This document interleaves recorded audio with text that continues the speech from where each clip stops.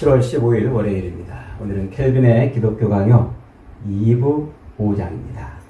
바벨탑 무너뜨리기라는 제목으로 말씀을 같이 나눕니다. 켈빈은 인간의 자유의지는 완전히 죽었다 이렇게 선언을 했지요. 자유의지가 뭐라고 그랬습니까? 자유의지. 인간의 자유의지란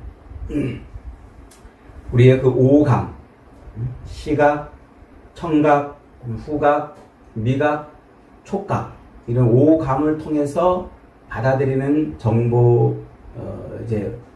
정보를 받아들이는 것. 오감을 통해서 뭔가를 이렇게 정보를 받아들이는 것을 오성이라고 말했죠. 우리 인간에게 오성이 있단 말이에요. 그래서 이런 눈으로 보고 또 귀로 듣고 또 맛으로 느끼고 또 냄새로 맡고 또 촉각을 느끼면서 이건 이거고 저건 저거구나 이렇게 구별하는 그런 능력을 오성이라고 그랬어요. 그리고 이렇게 구별한 것들 정보를 받아들여서 그렇게 이건 이거고 저건 저거구나 이렇게 구별된 그것을 판별하는 것은 이성이라고 그랬죠. 예를 들면 이제 저게 똥인지 된장인지를 그 구별하는 것은 오성이 하는 일이고 똥인지 된장인지를 구별한 그것을 국에 넣을지 말지를 판별하는 것 이것은 이성이 하는 일이라 그랬어요. 그 오성과 이성은 완전히 인간의 그 타락으로 말미암아 완전히 결박되고 무덤에 들어가 있는 것처럼 죽어버렸다는 거예요. 인간의 타락으로. 그리고 이렇게 이성이 판별해 놓은 것, 저걸 국에다가 넣어야 될지 말아야 될지 판별한 그것을 실제로 넣는 행위, 그리고 넣지 않는 행위, 그것을 의지라 이렇게 말을 했어요. 그러니까 오성과 이성, 그리고 그 의지를 합해서 자유의지 이렇게 말을 합니다. 인간의 자유의지. 자유의지라는 것은 어렵지 않아요. 철학자들이 굉장히 복잡하고 어렵게 설명해 놓지만은 이렇게 간단한 거예요. 우리의 오감을 통해서 저게 뭔지를 구별해내는 것을 오성이라고 그러고 그 오성이 구별한 것을 판별하는 것 그것을 이성이라고 그러고 그 이성이 판별해 놓은 것을 선택하는 것을 의지라 이렇게 이제 말한단 말이에요. 그런데 아담의 그 타락 아담이 사탄의 미혹을 받아서 타락된 그 이후로부터 인간에게는 그 자유의지가 완전히 상실이 됐어요. 완전히. 무덤에 묻힌 시체처럼 꼼짝할 수 없는 아무것도 저게 똥인지 된장인지도 구별할 수 없는 존재가 됐단 말이에요. 저걸 국에다가 넣어야 될지 말아야 될지 판단도 잘 못하는 거예요. 그리고 겨우 행한다는 행위가 뭐냐면 똥을 된장에다 넣는 것 같은 그런 어처구니 없는 행동을 한단 말이에요. 그래서 우리 인간은 이 오성과 이성 그리고 의지가 합해진 그 자유의지가 완전히 결박이 돼가지고 부패하고 타락한 그래서 행하는 것마다 뭐밖에 없다고요? 악밖에 없다 그러는 거예요. 오늘 본문에서도 사도 바울이 그렇게 말하잖아요. 기록된 바 의인은 없나니 하나도 없습니다. 깨닫는 자도 없고 하나님을 찾는 자도 없고 깨닫는다 이게 뭐예요? 그게 이성이 하는 일이라고 그랬죠?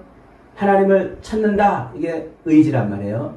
그래서 하나님을 바르게 예배하는 삶을 살아내는 사람도 없는 거예요. 다 치우쳐서 무익하게 되고 선을 행하는 자는 없나니 하나도 없단 말이에요. 그래서 우리 인생은 아주 이 자유의지가 완전히 부패하고 타락해가지고 하나님을 볼 수도 없고 하나님께 나갈 수도 없고 선을 행할 수도 없다 그랬어요. 그럼에도 불구하고 하나님이 우리 인간 사회를 이렇게 굴려가시기 위해서 하나님이 어떻게 하신다고요? 때로는 은혜를 부어주시기도 하시고 때로는 은혜를 거두기도 하시면서 인간의 역사를 이렇게 굴려가신단 말이에요. 왜 인간의 역사를 이렇게 은혜를 주시기도 하시고 거두시기도 하시면서 역사를 그렇게 굴려가실까요? 이 가운데에서 하나님의 선택된 백성들을 구원해 내시려고 그러신다는 거예요. 그러니까 지금 세상이 이렇게 우리가 볼 때, 야, 정말 문명이 발전하고 대단한 그런 일들을 하는 것 같아도 이렇게 역사가 흘러가면서 문화와 문명과 예술이 발전하고 인간이 정말 그 머리로 못하는 것이 없을 것처럼 보여도 이게 다 뭐라는 거예요? 하나님의 은총, 은혜 아래에 있기 때문에 그런 것이다. 그럼에도 불구하고 인간은 자유의지가 완전히 뭐했다? 결박되어 있다. 그래서 선을 행할 수 있는 존재가 아무도 없다. 이렇게 이제 말을 했단 말이에요. 이 존 켈빈이 이렇게 인간의 자유의지가 완전히 죽어서 무덤에 갇힌 시체처럼 스스로 아무것도 선을 행할 수 없고 필연적으로 악밖에는 행할 수 없는 존재인 것을 강조하는 이유는 오직 그리스도 예수의 은혜와 공로를 우리에게 설명하기 위해서라는 거예요. 그러니까 그렇게 전적으로 타락하고 전적으로 부패한 그 인간이, 그 인생이 그래도 사람 노릇하고 사람 꼴답게 살 수 있는 건 뭐밖에 없다? 그리스도의 은혜, 십자가의 죽으심과 부활의 그 은혜로 그래도 이렇게 우리 인간이 이런 조금이라도 선을 행하는 그런 존재가 됐고, 그러면서 이제 하나님의 뜻에 의해서 그래도 살만한 세상을 만들어가는 존재로 이렇게 있다. 이 얘기를 하고 싶은 거예요. 그래서 1부에서는 창조주 하나님에 대한 이야기를 펼쳐가는 거고, 2부에서는 그 초점을 점점 이렇게 끌고 가면서 어디다 맞추고 있냐면 그리스도 예수에게 딱 맞추고 있는 거예요. 그럼에도 불구하고 이제 어떤 사람들 중에는 인간의 자유의지가 설마 그렇게 무덤에 갇힌 것처럼 아무것도 못하겠어? 설마 그렇게 시체처럼 정말 죄밖에 못 짓겠어? 그러진 않을 거다. 왜냐하면 성경의 이런저런 구절들을 보면 그래도 우리 인간이 타락했어도 뭔가 조금 자유의지가 남아있어서 오성도, 이성도, 의지도 어느 정도 제 기능을 발휘하기 때문에 우리 인간이 이렇게 삶을 살 수 있는 것이다. 이렇게 이제 주장하는 사람들이 있단 말이에요. 주장하는 사람.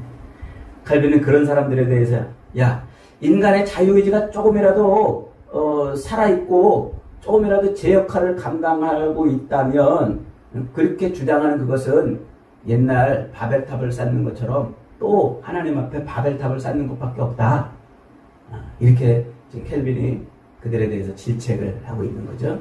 그래서 켈빈은 그들의 주장, 인간의 자유의지가 이성과 오성이 조금이라도 이렇게 제 기능을 발휘하고 있다고 주장하는 그들의 주장에 대해서 반박을 하는 거예요. 그래서 오늘 이 2부 5장의 내용을 바벨탑 무너뜨리기라고 이렇게 제목을 잡아본 겁니다. 자, 그 교만한 그리고 패역한 그 인간들이 인간의 자유의지가 그렇게 설마 그렇게 완전히 다 죽었겠어? 이만큼 그래도 인간이 이만큼 기능을 자유의지가 아직 살아있을 거야 라고 이렇게 교만의 바벨탑을 쌓고 있는 그 첫 번째 이유가 뭐냐면 상식적으로 생각해봐라. 인간이 자유의지가 그렇게 완전히 죽었다면 그럼 세상이 이만큼 인간이 세상을 살아가면서 이렇게 이룬 업적들을 봐라. 이 과학적 업적, 또 예술이나 문화나 이런 업적들을 봐라. 이게 어디 타락된 인간으로서 해낼 수 있는 일이겠느냐? 이렇게 주장을 합니다. 그래서 만약에 인간의 그 자유의지가 필연적으로 죄밖에 행할 것이 없다고 그런다면 그게 죄겠냐 말이에요. 그게 인간이 할 수 있는 게 죄밖에 없다면 그게 죄가 아닐 수도 있다. 이렇게 요상한 말을 지금 한다는 말이에요. 그러나 인간이 그렇게 필연적으로 죄밖에 지을 수밖에 없는 존재가 된 것은 하나님이 우리 인간을 그렇게 창조하신 것이 아니고 타락에서 온 것이기 때문에 죄밖에 못 짓는다고 지금 칼빈이 그렇게 말하는 거예요.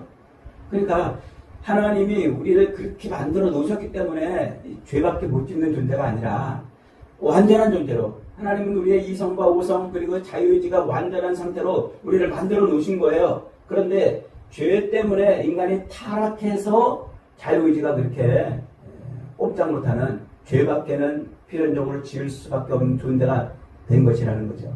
그러니까 하나님이 우리를 그렇게 창조하신 것이 아니고 우리의 죄 때문에 그렇게 우리는 필연적으로 죄밖에 못 짓는다는 거예요. 그러면서 이제 또 우리 자유의지가 그만큼 살아있다고 주장하는 사람들은 뭐라고 말하냐면, 만일 인간이 그렇게 필연적으로 죄밖에 짓지 못한다면 사람들을, 어떤 사람은 하나님이 상을 주고 어떤 사람은 벌을 주는 이런 것은 있을 수가 없다, 이렇게 주장을 하는 거예요. 예수님이 재림하시면 이제 누구는 상을 받고 누구는 영벌에 처해질 거 아닙니까? 그럴 때 아니 필연적으로 죄밖에 못 짓는데 어떻게 누구는 상을 받고 누구는 벌을 받는 존재로 갈릴 수 있겠냐, 이런 주장을 한다는 거죠.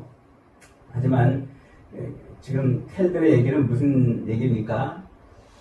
우리 인간이 벌 받는 것, 영벌에 처해지는 것은 무엇 때문이라고요? 그것은 결국은 자기 죄 때문에 그런 거란 말이에요. 자기가 죄악을 졌기 때문에 그 범죄함으로 인해서 벌을 받는 것이지 다른 이유가 아니라. 그리고 이제 인간이 또 상을 받는 인간들도 있잖아요. 그 상을 받는 것은 그 사람이 잘하고 착한 일을 해서 상을 받는 게 아니고 그 상은 하나님의 은혜라는 거예요. 은혜. 하나님이 그로 하여금 그렇게 상을 받을 수 있는 은혜를 주셨기 때문에 그런다는 거예요. 쉽게 얘기하면 이거죠. 마지막 말세에 예수 그리스도께서 재림하심으로 어떤 사람은 상을 받고 어떤 사람은 벌을 받아라. 그럼 상 받는 사람은 누구죠? 예수 그리스도의 십자가 죽으심과 부활을 믿는 사람이죠. 안 믿는 사람은 영벌에 처해야 돼요. 그럴 때 이 상을 받는 사람, 예수 그리스도의 십자가 죽으심을 믿음으로 상을 받는 이 사람들은 자기가 착하고 자기 지혜가 뛰어나서 그래서 믿었을까요? 아니란 말이죠. 그 믿음은 누가 준 거예요? 하나님이 선물로 주신 거란 말이에요. 그러니까 예수 그리스도를 역사 속에 십자가를 세워놓으시고 거기에 매달아 죽이신 것도 하나님이시고, 그렇게 죽이신 이유는 죄인들을 구원해 내시려고, 그들에게 상을 주시려고 하신 것이라는 거죠. 하나님이 하신 것이기 때문에 하나님의 선물이다, 이렇게 말한다고 그랬잖아요. 그러니까 이 자유의지가 그만큼 남아있어가지고 자기가 저게 우리를 구원할 신이구나, 그래서 예수님을 믿고 예수님의 십자가를 붙들고 사는 것이 아니에요. 하나님이 우리에게 은혜의 빛을 비췄기 때문에 그래서 그리스도의 은혜를 누린다는 거예요. 그러니까 상 받는 사람들은 뭐예요? 잘나서? 똑똑해서? 이성이 막 활발하게 살아있어서 상 받는 게 아니고 하나님의 공로 때문에 그런다는 거죠. 그리고 우리 인간의 마지막 때에 그 상을 받는 것도 결국은 하나님의 은총에서 오는 거란 말이에요. 하나님의 은혜로 되는 말이죠.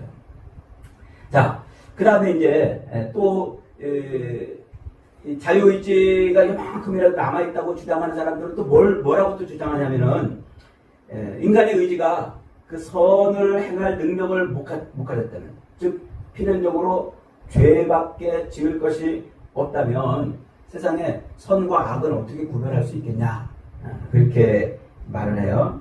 선과 악은 다 죄밖에 못 짓는데 그러면 선은 하나도 없는데 어떻게 사람들이 선과 악을 구분하겠느냐, 그렇게 말하는 것이죠. 그러니까 어떻게든지 인간의 그 자유의지가 그만큼이라도 살아있다고 말하고 싶은 거예요. 근데 켈빈은 그들에 대해서 뭐라고 말하냐면, 야, 이 멍청한 사람들아, 좀 정신 차려라, 그렇게 말해요. 왜 그러냐면 그 타락된 인간들 속에서 하나님이 어떻게 하신다고? 때로는 은혜를 부어주어서 선을 행하게도 하신다고 하지 않았느냐, 그 말이에요. 그러니까 하나님에 대해서 전혀 모르는 거예요. 하나님이 왜 그러시는지를. 그러니까 자꾸 인간 편에서만 인간의 무슨 어떤 의로움을 드러내려고 이제 그런다는 거죠. 그래서 그런 것에 대해서 하나님은 어떻게 하신다? 때로는 사람들에게 은혜도 더해 주셔서 선을 행하게 하시는 거예요. 그러니까 선이 이 땅에 선이 없는 게 아니란 말이에요. 사람들은 타락해서 자기 죄로 말미암아 완전히 필연적으로 죄밖에는 못 짓지만 하나님은 거기다 살짝 은혜를 더해서 선도 행하게 하는 존재가 되겠단 말이에요. 그러니까 인간이 선을 모르는 게 아니란 말이에요. 선을 행할 수 있기 때문에 선을 구별해내는 거예요.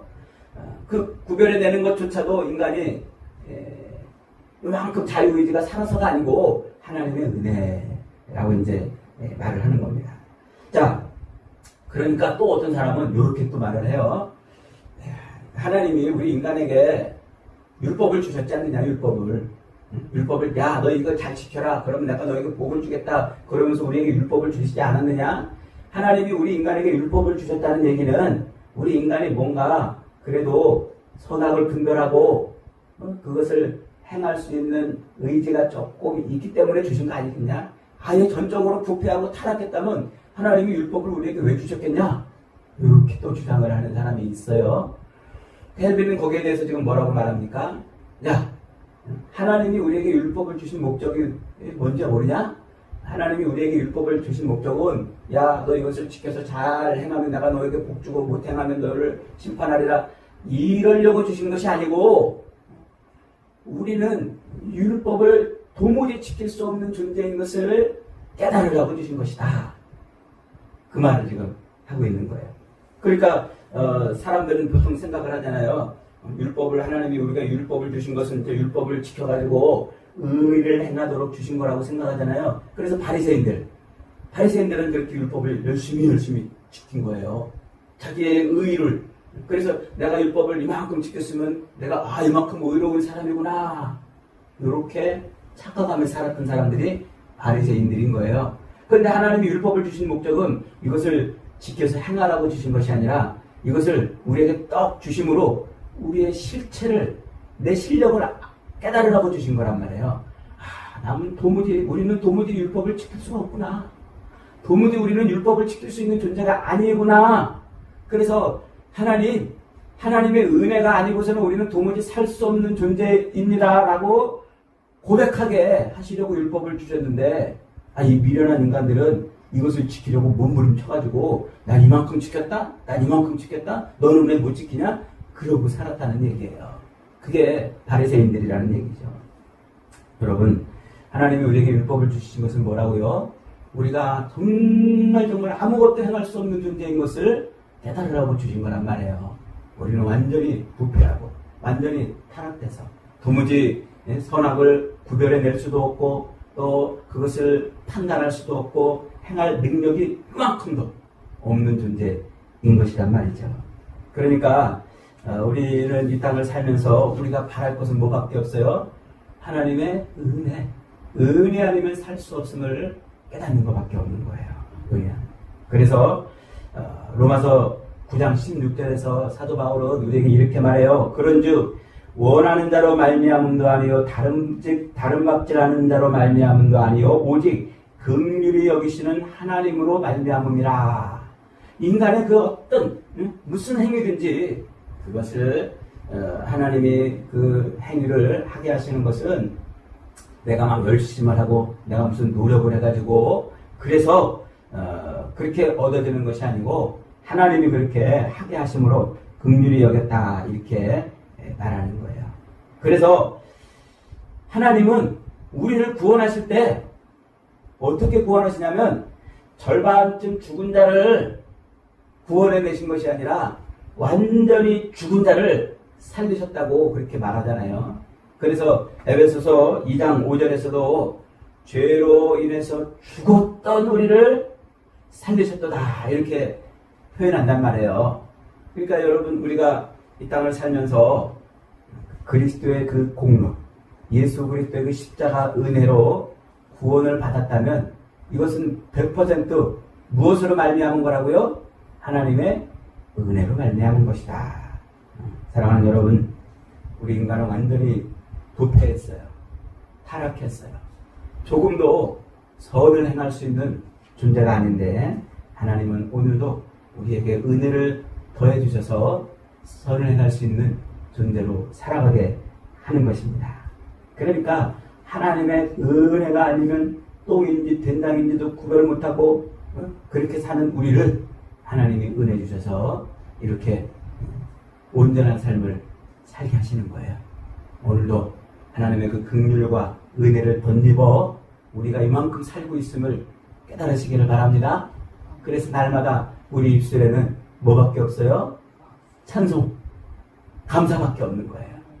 내가 이만큼 잘나가지고 내가 이만큼 뭔가를 해가지고 이것을 내가 하고 있다면은 하나님 왜 나한테 이거 안 주세요? 왜 나한테 저거 안 주세요? 불평하고 원망할 수 있겠지만 나는 죽었단 말이에요. 죄로 인해서 완전히 죽었는데 그 완전히 죽은 나를 하나님이 살리신 것만으로도 아멘 감사와 찬송밖에 없는 거예요. 오늘도 저와 여러분의 삶이 감사와 찬송으로 충만해서 하나님의 은혜 가운데 사는 복된 인생들이 되시기를 주님의 이름으로 축복합니다. 아멘.